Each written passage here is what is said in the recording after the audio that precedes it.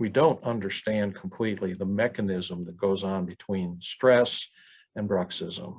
And you're not going to get people to stop. I have never, ever seen anybody to stop bruxism. I've seen improvement when they relieve some of their stress. Exercise is helpful, staying away from bad things like a lot of sugar, a lot of alcohol, all those things are helpful.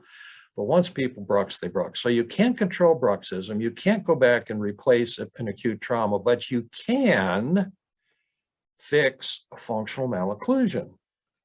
We can do it all the time.